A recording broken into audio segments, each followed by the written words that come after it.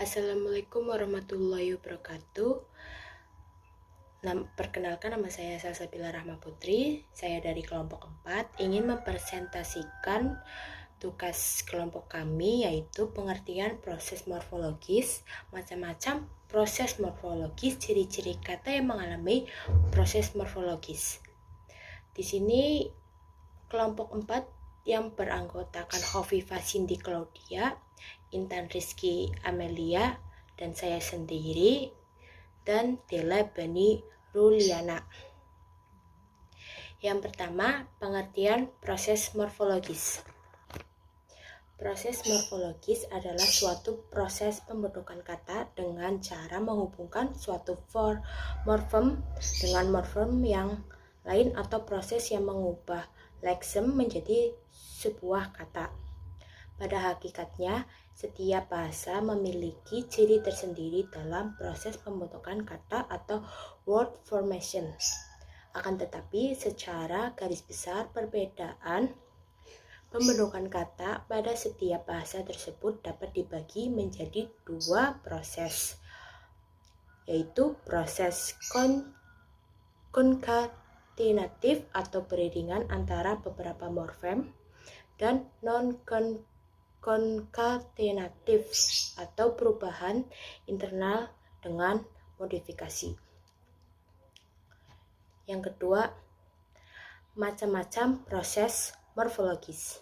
Dalam tatanan bahasa lama dikemukakan bahwa prosede morfologis atau proses morfologis memiliki 3 macam, yaitu meliputi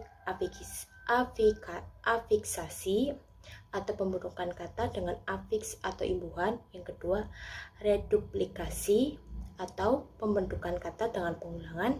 Yang ketiga, komposisi atau pembentukan kata majemuk. Yang pertama, afiksasi meliputi prefiks, sufiksasi, konfiksasi, dan infiksasi. Pembagian ini bukanlah pembagian yang tegas karena terdapat bentuk kombinasi antara prefiksasi dan reduplikasi, serta kombinasi antara sufiksasi dengan reduplikasi.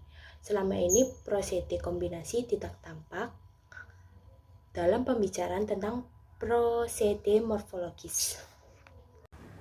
Assalamualaikum warahmatullahi wabarakatuh. Perkenalkan, nama saya Intan Rizky Amelia. Saya akan melanjutkan presentasi dari Salsabila. Yang kedua adalah reduplikasi.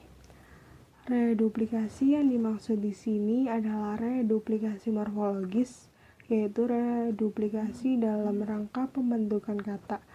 Hal ini perlu dijelaskan untuk memisahkan dari reduplikasi leksikal dan reduplikasi sintakis. Reduplikasi leksikal terdapat pada kata dasar morfofemis yang secara leksikal berbentuk ulang baik sertai perubahan bunyi ataupun tidak. Kata yang leksikal kata ulang semu tidak memiliki kata pangkal reduplikasi.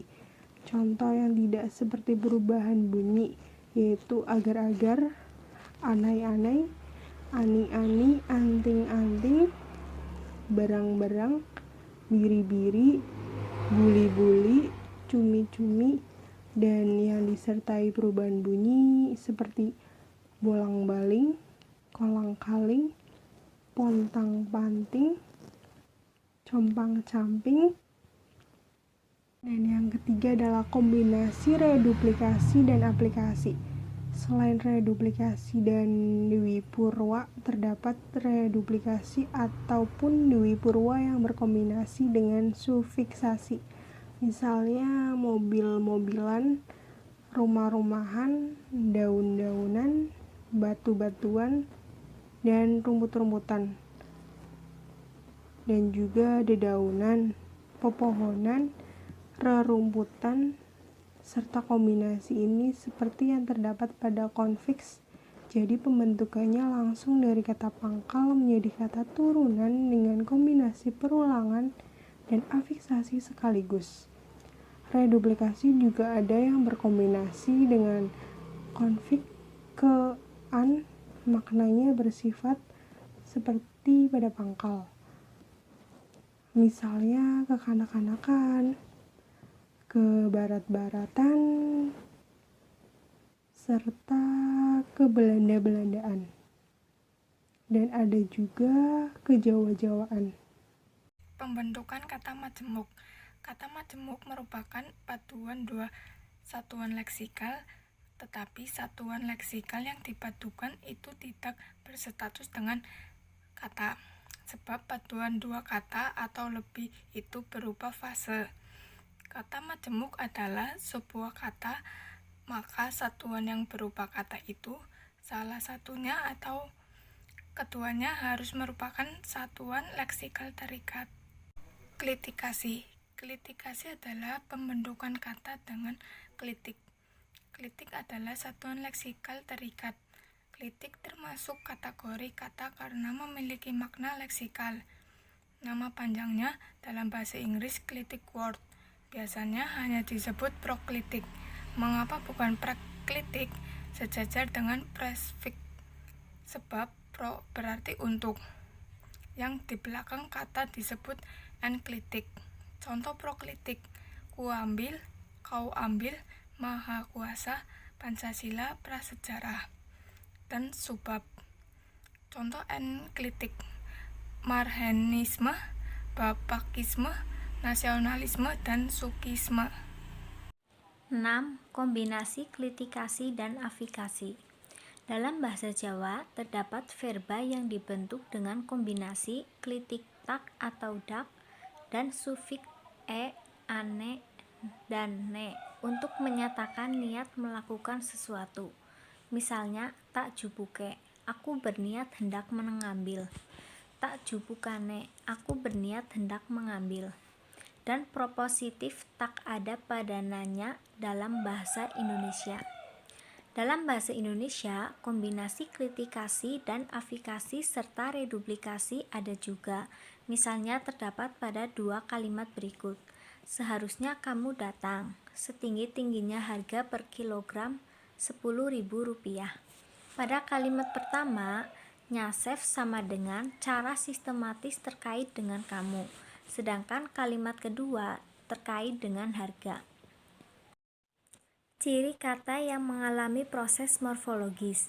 Kategori morfologis merupakan sejumlah kata yang memiliki ciri bentuk yang sama, ciri makna yang sama, dan atau valensi sintaksis yang sama. Kategori morfologi diformulasikan dengan pola ciri bentuk dan ciri maknanya.